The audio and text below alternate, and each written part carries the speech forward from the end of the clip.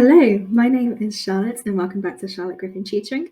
Today we're looking at a topic that appears in all of the major maths exam boards at both foundation and higher tier, and it's something that's very commonly requested by a lot of my students. So a great place for us to start today. So today's topic is simultaneous equations and how we can solve them algebraically. There's also a way we can solve it using a graph, which will be covered in a different video, but today we're thinking about looking at them algebraically. So to start off with, the problem with simultaneous equations is that we have two unknown values in each of our equations. We have both an x and a y value in each of our equations. And that's a problem because x and y can take on any number of possibilities. And when we have more than one unknown, more than one letter that can take on a range of possibilities, it's impossible for us to work out what those values are directly, which is why we have to think about simultaneous equations and how we can combine them. Also, when we're talking about simultaneous equations, what that means is that these equations are paired together in a way that x in the top equation is the same value as x in the bottom equation. And again, y in the top equation is going to be the same value of y as y in the bottom equation. We just don't know what those are yet, and that's our task to try and figure out. So how do we try to figure that out? We're going to break down how we solve algebraic simultaneous equations into 4 easy steps. So step number 1 is we want to make either the x's or the y's equal. For this first example, I'm going to choose to make the x's equal, but you can choose either. The way we do that is we're going to multiply every term in both of our equations in order to make our x's the same value, to have the same coefficient, the same number in front of them. So for our first equation, we have 3x add 2y is equal to 4.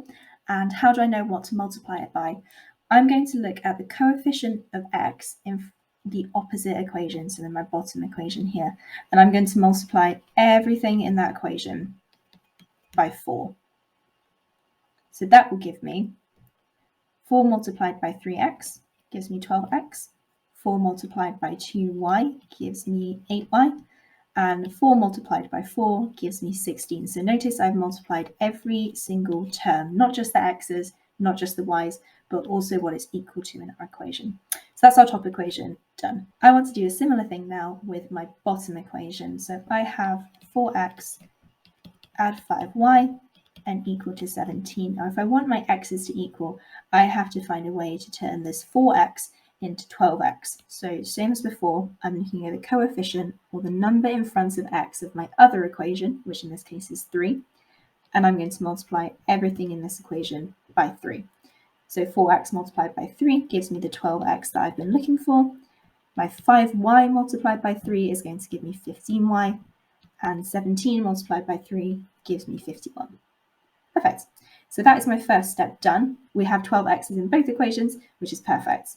And step 2 is to cancel out either the x's or the y's, whichever one we've made equal. So in this example, we made our x's equal, so it's our x's we're going to cancel out from each other. And I'm going to do that by subtracting the two equations from each other.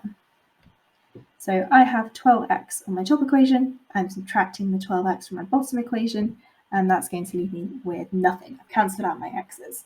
I also have to do this for the rest of the equation. So I have 8y, I'm subtracting 15y, so that's going to leave me with negative 7y. And then I also have 16, and I'm subtracting 51, and that's going to leave me with negative 35. Perfect. My third step is then to solve for y or x, so depending on which one we're left with. So I'm left with y's in this case, and when I say solve for y, whenever we say solve for y in maths, we mean that we want a statement that says y is equal to something. We want to work out what that something is in order to solve it, work out its value. To do that, I have to work out what's being done to y. Now my y in this equation is being multiplied by negative 7. So to undo that, I want to divide by negative 7 on both sides of my equation. Now we can take this in 2 steps to make it a bit easier. We can divide by 7 firstly, and then we can divide by negative 1. So to divide negative 7y by 7 leaves me with negative y, or minus 1y. And to divide negative 35 by 7 leaves me with negative 5. I then want to divide both by negative 1. Dividing by negative 1 just flips the sign. So in this case, I have negative y. That's just going to lead me to positive y. and I have -5, so dividing by -1 will leave me to +5. And that is our first value. We have our first value of y. And that final step is to substitute our value of y we've just worked out, so y equals 5, and put it back into one of our first two equations. Now, with linear equations like these, it doesn't matter which one we choose. I'm going to choose the first one, but the second one would also give us the same answer. So our first equation says 3x add 2y is equal to 4, and I'm going to take my newfound value of y and substitute it in, just like that. And then I'm going to work through, try to simplify, and try to solve it for x. So simplify my brackets first. 2 times 5 gives me 10.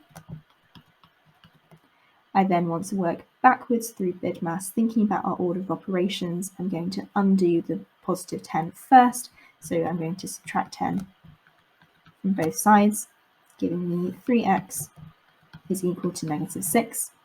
And then the final thing that's been done to x that I need to undo is it's being multiplied by 3. So I'm going to divide by 3 on both sides, leaving me with x equals -2. And then we have it. We have 4 steps to our 4-mark questions. Firstly, to make either the x's or y's equal, and we do that by multiplying with the coefficient from the opposite equation.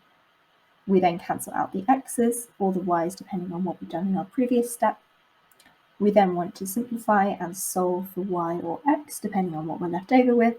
And then finally, we take that value, substitute it back into one of our original equations, and solve it for either the x or y, whichever one we're missing. Okay, on to our second example. So this is to show that you can solve for x or y first, and we end up with the same outcome. The process works exactly the same. It's completely up to you which you do first. So as before, we can make either the x's or the y's equal with our first step. And this time, I'm going to make my y's equal. So same process as before. I'm taking my first equation and I'm multiplying it by the coefficient of the opposite equation. So this time I'm going to be multiplying by 2.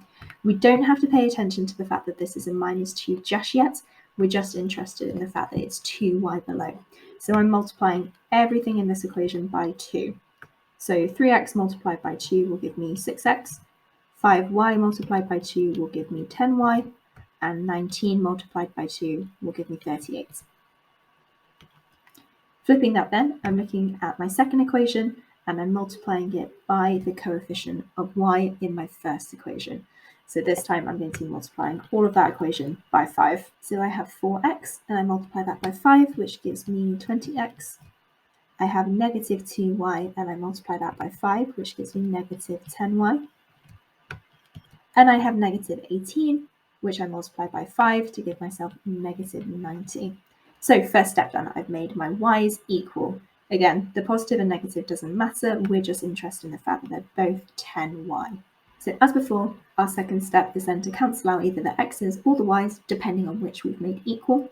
In this case, we've made the y's equal, so that's what we're going to cancel out. And this is where it's slightly different. So I still want to combine my equations, same as before, but this time I'm going to be adding my equations. Because I have 10y in my first equation, the -10y in my second equation, if I subtract those two equations from each other, that would not give me 0. That would give me 20y. It wouldn't cancel it out. But if I add my equations together, then I'm subtracting 10y from 10y, and that will give me 0. That's the way in this case to cancel that out. So we always have to make sure we're checking the signs of whatever we're cancelling out, our x's or our y's. So I'm adding my two equations together. I have 6x, I'm adding 20x, I'm going to get 26x. I have 10x, I'm subtracting 10y because we're adding -10y. And that's going to give me 0. So I'm just going to leave it blank. And then I have 38 and I'm adding -90. So I'm subtracting 90 from 38, which gives me -52. The second step done. I've cancelled out my y's. I'm now left with only one variable. I'm now left with just x. So I can move on to my third step, which is to solve for either y or x, whatever I'm left with. So in this case, I'm going to be solving for x first. So I'm looking at x and working out what's being done to it. X here is being multiplied by 26. So in order to undo that, I'm going to divide by 26 on both sides of the equation. And that will leave me with x is equal to minus 52 divided by 26 minus 2. Third step done, I have my value of x. And then our fourth and final step is to take that value of x, to take the minus 2 we've just worked out, substitute it into one of our original equations, and solve for y. So I'm going to take my first equation, 3x add 5y is equal to 19, and I'm going to substitute my new value of x in. So 3 times minus 2, add 5y is equal to 19. So first step, expand my brackets. I have 3 times minus 2, which gives me minus 6. To that I add 5y, which gives me 19. I then need to look at what's being done to my 5y, and we are subtracting 6 from it. So we can rearrange it slightly different to maybe make it easier to read.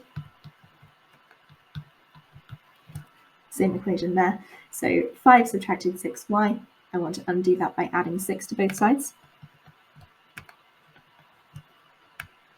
which gives me 5y, cancel out my minus 6, and that will be equal to 19 add 6, 25.